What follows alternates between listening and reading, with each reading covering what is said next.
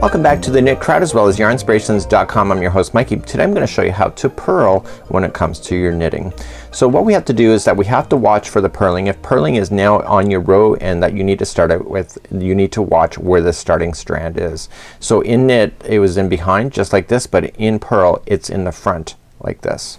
So what I want to do is that when I go to insert, so when we did the knit stitch we did it and the strand was in behind. Just like this.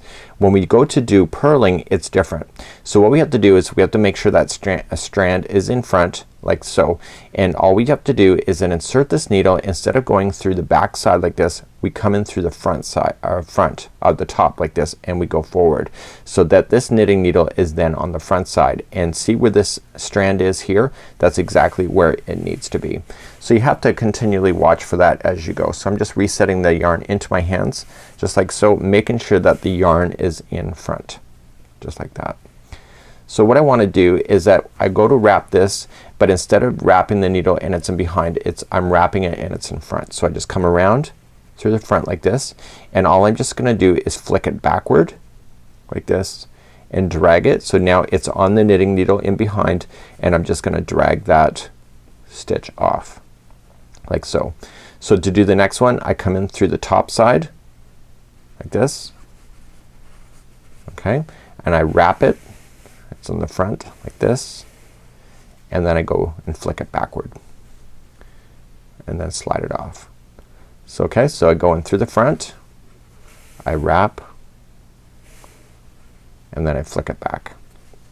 So I just gotta slide up everything here, and then I keep on going. So just into the top and wrap like this.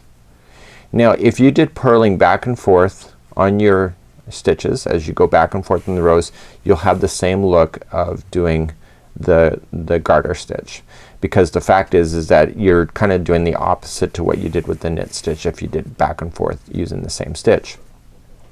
So there's a term called stocking knit. It's a stocking knit stitch, and that term is referencing to the purling here being one row and then the knit stitch being the second row, which was the most common element of knitting. It's called the stocking knit stitch, and that creates a completely different look. And if you look at a pair of socks, for example, the way that it's done up on your feet, you'll notice that that is the stocking knit stitch, and really it's most preferred as well. So I'm continuing to purl here, and I'm just wrapping through the front side and just keep on going. So now I've done this here.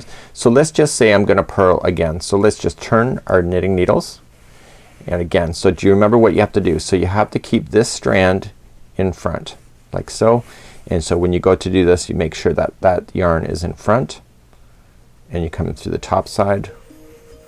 Okay, so this is, see where this yarn is coming out of? So if it was coming from behind this needle, I know that it's not gonna be done right, and I'm gonna wrap and then go backward like this. Okay, so this is purling, and in the next tutorial what I'm gonna do is teach the stocking knit, which is a combination of purling and the knit stitch to give you the stocking knit look. So until next time, I'm Mikey on behalf of the Knit Crowd as well as yarnspirations.com.